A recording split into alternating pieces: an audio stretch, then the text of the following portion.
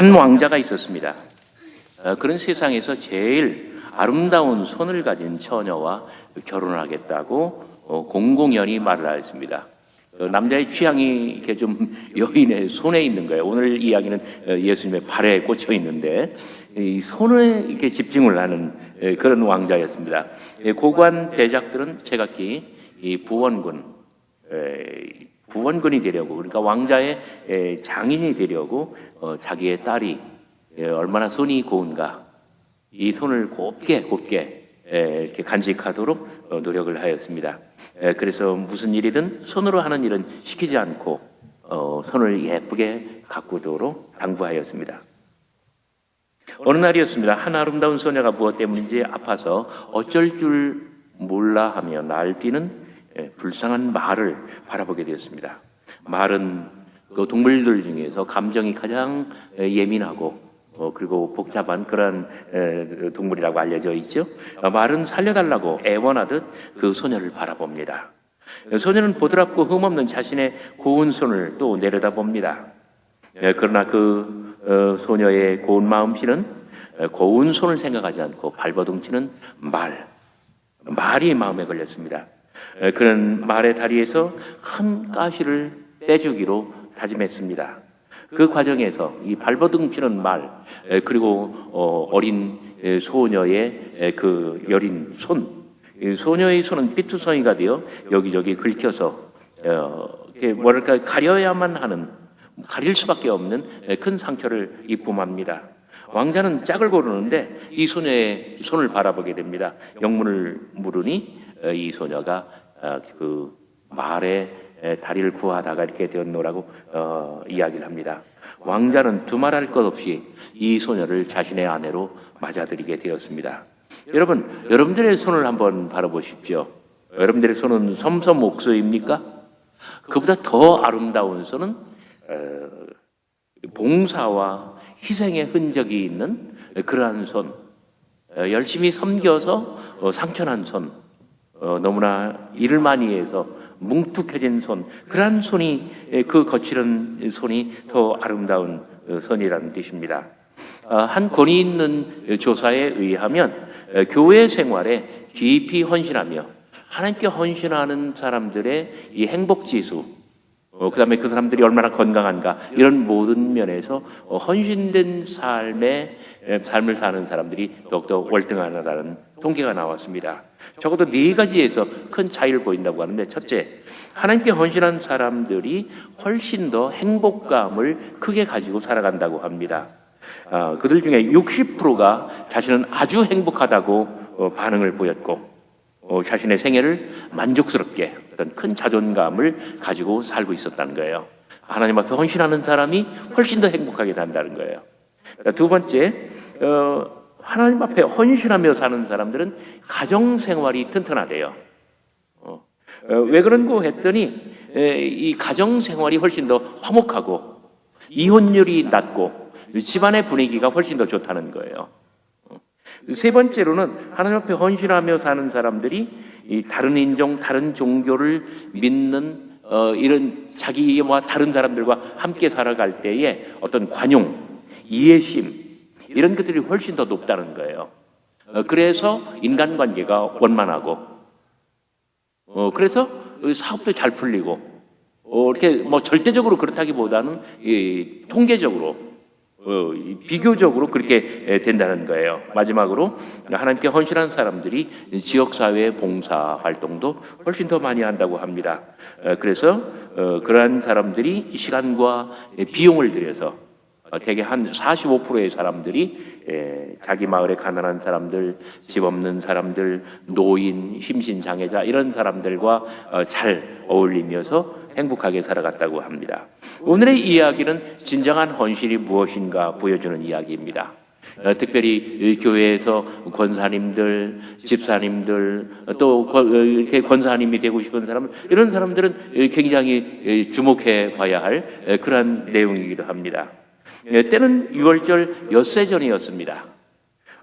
그러니까 이번 주 그 목요일 날 주님께서 체포되시고 금요일 날 정오에 돌아가신다고 한다면 엿새 전, 그러니까 어제 저녁 일몰 시간에 일어난 사건입니다. 해질녘이었습니다. 마가복음 14장 3절에서는 예수님의 고난 이틀 전 사건, 장소는 베다니였다고 하는데 예수님께서는 당신의 공생의 생활을 마무리하면서 여리고에서 출발하여 베다니와 벳바게를 경유하여 예루살렘에 도달합니다. 여러분, 지도에서 붉은색 루트는 오늘날 현대인들이 자동차를 타고 갈 때 여리고에서 이 빨간색 요 루트를 타고 예루살렘까지 갑니다. 근데 2000년 전 예수님께서는 자동차가 없던 시절 아니에요? 그냥 사람이 보행으로 걸을 수 있는 길이죠. 저 파란색 루트를 따라서 우리 주님께서 예루살렘에 가시는데 그 길에 90% 정도 진행하면 베다니와 벳바게가 있고 감람산을 넘어서 예루살렘으로 들어가십니다. 오늘부터 시작하여 목요일 밤에 예수님께서 체포되실 때까지 예수님께서는 늘 베다니에 머무십니다. 베다니를 베이스 캠프로 하여서 아침에 일어나서 예루살렘에 들어가서 무슨 일을 하고 다시 베다니로 돌아오시고, 지금 지도 맨 오른쪽이 베다니예요. 그래서 이렇게 돌아서 이렇게 가면 죄송합니다. 이렇게 가면 예루살렘에 되죠. 그래요. 이번 주 내내 예수님께서는 베다니에 머무시면서 베다니를 베이스 캠프로 삼고 예루살렘에 들어가서 무슨 일을 하시고 그리고 베다니로 돌아오셔서 주무십니다. 주일날 그렇게 하죠. 월요일날 그렇게 하죠. 수요일날 그렇게 하죠. 그리고 목요일날 베다니에서 출발하여 예루살렘에 들어가시면 불후에 입성이 되고 그리고 베다니로 돌아오시지 못해요. 그리고 그 자리 예루살렘에서 목요일 밤에 겟세마네 기도 후에 체포되시고 그리고 밤새도록 신문을 당하시고 그리고 금요일 새벽에 재판을 받으시고 그리고 오전 9시에 십자가에 달리시고 정오에 돌아가십니다. 그리고 오후 3시까지 천지의 흑암이 가득합니다. 공생의 기간 중 가버나움이 베이스 캠프의 중심이었다고 한다면 마지막 한 주간 동안은 이렇게 베다니가 바로 그러한 역할을 하게 됩니다. 그러다가 목요일에 불후에 예루살렘 입성을 이루시고 거기서 체포되어 십자가 죽음을 당하시는 것입니다.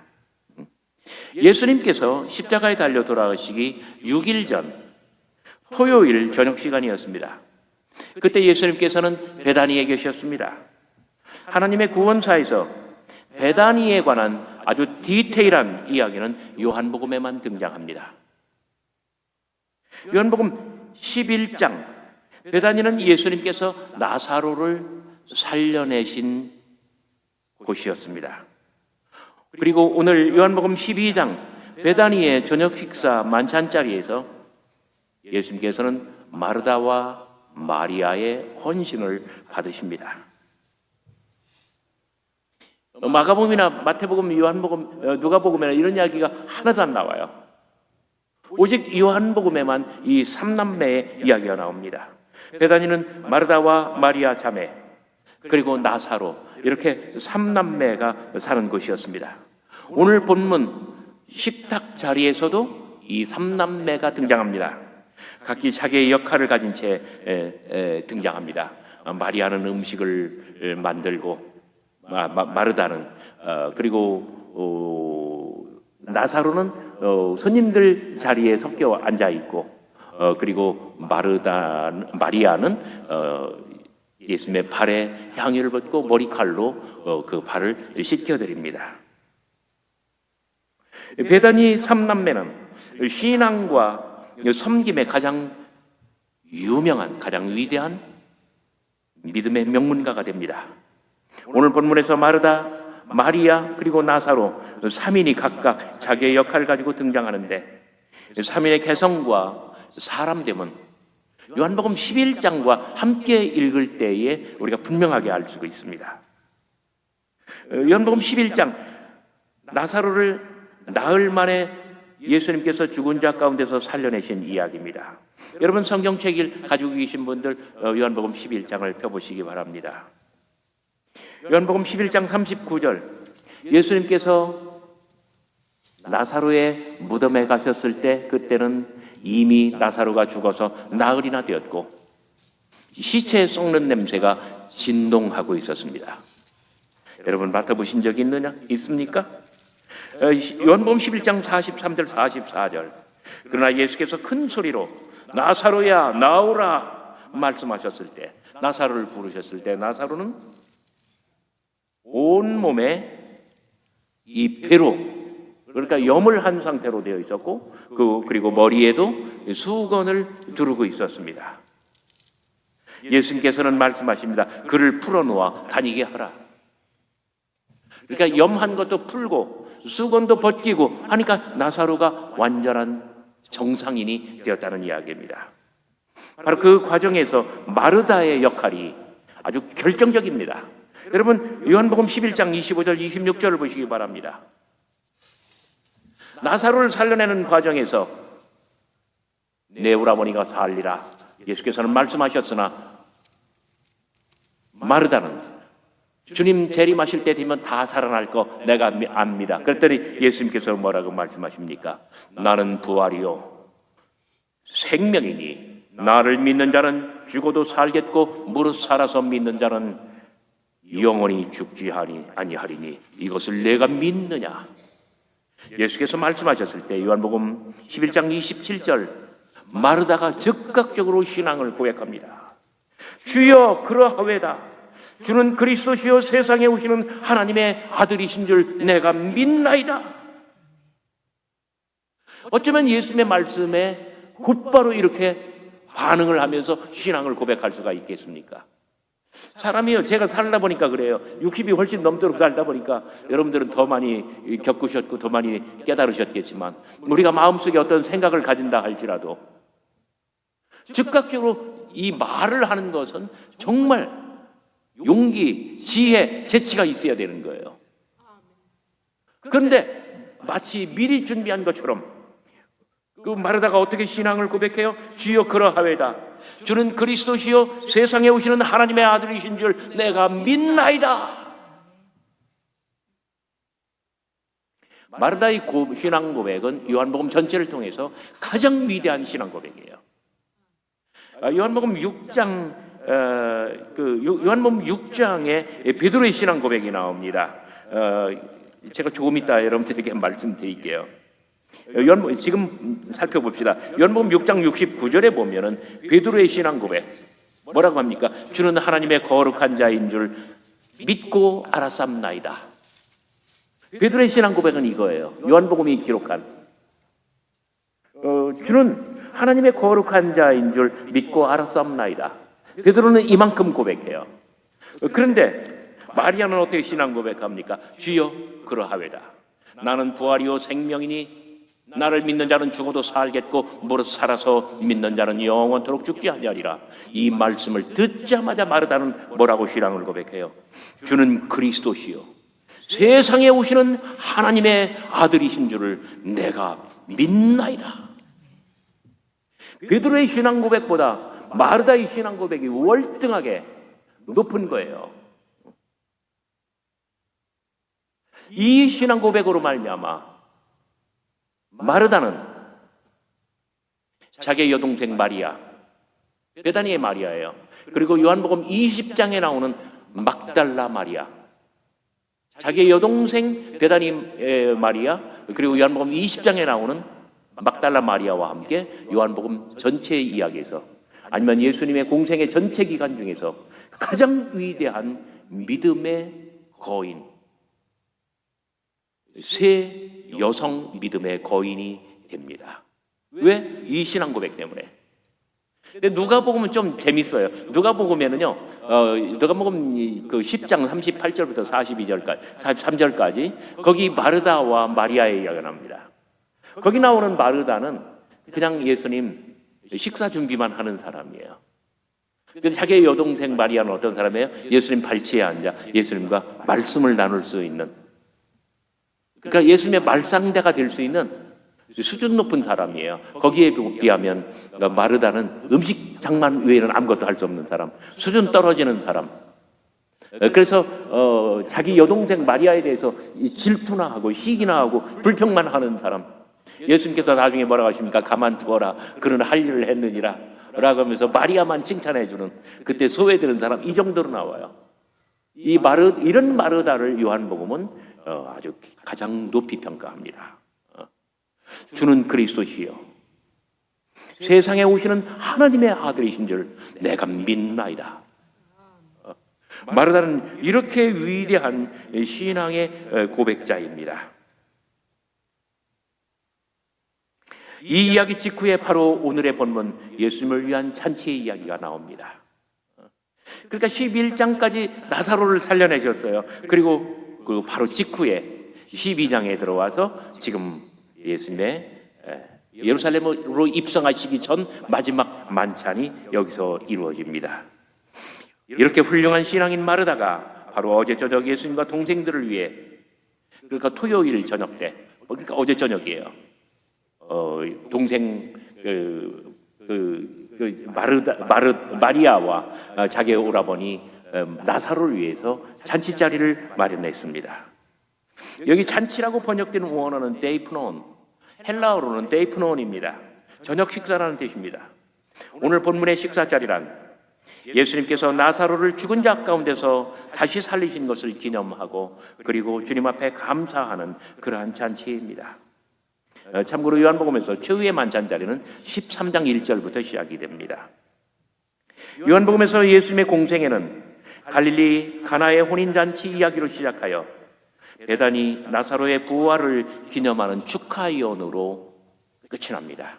그러니까 공생애의 시작은 가나 혼인잔치, 공생애의 마지막은 지금 마르다가 헌신하는 이 잔치. 모두가 다 생명의 이야기입니다. 자, 마르다는 어떤 사람입니까? 12장 2절, 우리말로는 마르다가 일을 하였다라고 번역을 했습니다. 원어로는 디아코네오, 디아코니아. 무슨 뜻이에요? 섬겼다. 우리 주님께서 그 잔치 자리에서 잡수실 수 있도록, 그리고 자기의 오라버니 나사로와 많은 사람들이 함께 식탁에서 즐길 수 있도록 마르다는 음식을 장만하고 빵을 굽고 그리고 모든 것을 서빙합니다. 그는 식탁에서 섬기는 사람입니다. 주는 그리스도시요 세상에 오시는 하나님의 아들이신 줄 내가 믿나이다. 이렇게 일찍이 신앙을 고백한 마리아, 그가 예수께서 동생 나사로를 살리신 것을 감사하며 음식을 장만하는 것입니다. 자, 이렇게 신앙과 실천이 일치하는 섬김, 이러한 헌신, 오직 예수님과 사람들을 위해서 잔치를 준비하는 이러한 헌신. 마르다처럼 신앙도 훌륭한 사람이 자기의 손을 들어 주님과 사람들을 섬기면 이것이 신앙의 가장 큰 덕목이 될 것입니다. 마르다가 음식을 장만하고 예수님과 사람들을 섬기는 그 섬김을 통하여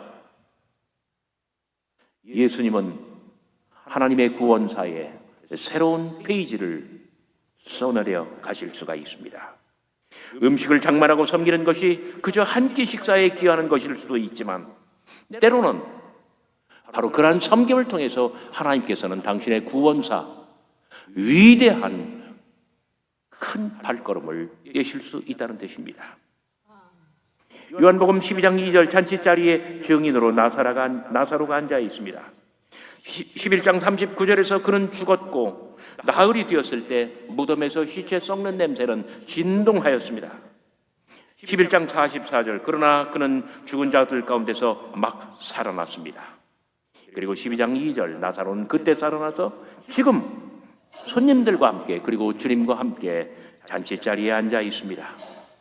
함께 앉아 있다는 것은 함께 앉아 있는 그들은 죽은 자가 살아난다는 것이 무엇인지 지금 현장에서 두 눈으로 똑똑하게 목도하고 있습니다. 나사로는 죽은 후 다시 살아난 것이 무엇인지 하나의 증거로서 모든 사람들 앞에 증거로서 증인으로서 그 자리에 동석해 있는 것입니다. 우리들 삶의 현장에는 이렇게 우리 주님의 부활과 우리 주님의 죽음, 우리 주님의 부활이 늘 곁에 있는 법입니다. 지금 그 잔치 자리에 죽음과 삶이 교차하고 있지 않습니까? 먼저는 나사로의 죽음과 삶이 교차하고 있습니다. 그 다음으로는 주님의 삶과 주님의 죽음, 그리고 주님의 다시 사시는 부활이 또다시 이 잔치자리에서 재현될 것입니다. 오늘의 본문에서 가장 중요한 역할을 하는 사람은, 그래서 오늘 이야기의 주인공은 바로 베다니의 마리아입니다. 마리아, 그는 지극히 비싼 향유 곧 순전한 나드 한 근을 가져다가 예수님의 발에 붓고 자기의 머리털로, 자기의 머리칼로 주님의 발을 닦습니다. 요한복음 12장 3절, 예수님의 발에 향유를 붓죠. 마르다가 음식으로 예수님과 사람들의 입을 섬겼다면 지금 마리아는 예수님의 발을 섬기고 있습니다. 발. 왜 발입니까? 마가복음과 마태복음에서는 이 이야기가 머리에 향유를 부었다고 해요. 왜냐하면 예수님이 기름 부음 받은 자가 되시는 그런 의미를 살려낸 거예요. 그런데 요한복음에서는 유난히 발에 집착합니다. 요한복음 11장 32절을 보시기 바랍니다. 우리 주님께서 나사로를 살리시기 직전 마리아는 주님께 달려와 주님의 발 앞에 무너집니다. 어쩌면 당신의 발을 붙들고, 그렇지 않으면 주님의 발을 보면서, 주님의 발만 보면서 주님 앞에 말씀드립니다. 주께서 만일 여기 계셨더라면, 주께서 만일 며칠만 먼저 오셨더라면 우리 오라버니는 결코 죽지 아니하였을 것입니다. 그때 마리아는 주님의 발을 보았고, 어쩌면 주님의 발을 양손으로 붙들었고, 바로 그때 주님께서는 마리아의 마음을 보셨습니다. 12장 3절, 날이 지났습니다. 이제는 우리 주님께서 돌아가실 날이 가까이 왔습니다. 닷새, 엿새. 닷새면 주님께서는 체포되시고, 엿새면 우리 주님께서는 돌아가십니다. 바로 주님의 이 고난을 위하여 마리아는 지극히 비싼 향유, 곧 순전한 나드 한 근을 사다가 우리 주님의 발에 붓고 자기의 머리칼로 주님의 발을 닦습니다. 이렇게 섬김을 받으신 발, 발에 섬김을 받으신 우리 주님께서는 불과 며칠 후, 사나흘 후, 요한복음 13장 4절 이해합니다. 우리 주님께서는 당신의 발에 섬김을 받으시고 이제 드디어 제자들과 특히 베드로의 발을 우리 주님께서 직접 섬기시게 될 것입니다. 그날 베다니에 마리아가 예수님의 발을 섬기지 않으셨다면 오늘날 우리가 아는 세족식이란 애초에 존재하지도 않았을지 모릅니다. 마리아는 그 귀한 향유를 예수님의 발에 부을 뿐만 아니라 자기의 머리칼로 우리 주님의 발을 씻깁니다. 유대인의 의식구조에서 머리는 가장 높은 신분, 지위, 영광을 상징합니다. 거기에서 발은 가장 낮은 곳, 가장 천한 곳. 그래서 세상을 딛고 살며 온갖 상처, 흉, 아주 악취, 모든 지저분한 것의 상징입니다. 자기의 가장 높은 지체로 자신의 가장 영광스러운 곳으로 우리 주님의 가장 낮은 곳을 비비고 씻고 그리고 섬깁니다. 마리아가 예수님의 발에 향유를 붓고 굽으려 입을 맞추었다는 것은 예수님을 한없이 존경했다는 것을 뜻합니다.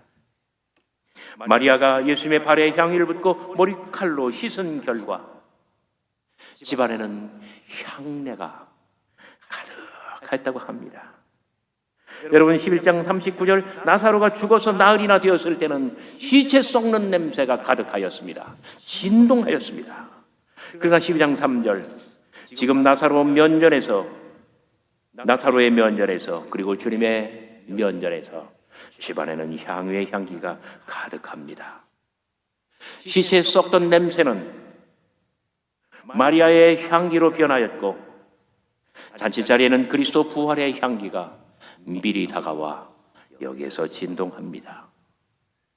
바로 그때 가룟 유다가 자기의 속내를 드러납니다. 이 향유를 어찌하여 300데나리온에 팔아 가난한 자들에게 주지 아니하였느냐? 그는 돈만 아는 사람입니다. 하나님의 계획에는 무관심하고 자신의 돈 관계에만 집중합니다.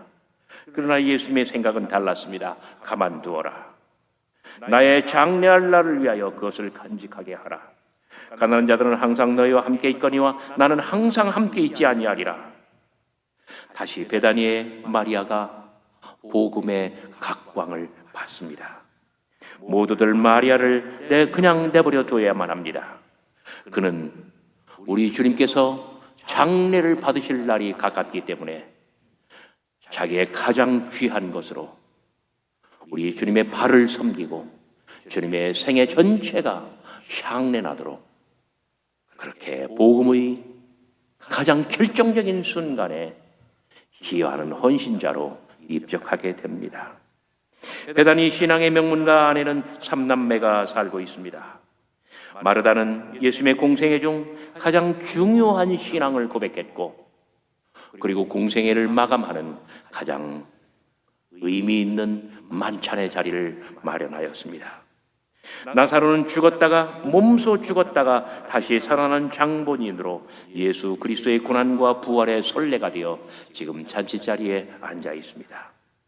나사로를 매개로 하여 베다니 마리아는 예수 그리스도의 죽음과 부활을 예표하며, 그는 오늘 그의 헌신이 있기 때문에 예수님의 공생애는 이제 순환사화로 넘어가는 분기점을 마련하고 있고, 하나님께서 이끌어 가시는 구원사 그 결정적인 순간에 마리아는 가장 멋진 헌신으로 주님의 마음을 기쁘게 하고, 그리고 복음의 레파토리, 예수님 생애의 가장 아름다운 한 장면을 장식하게 되었습니다.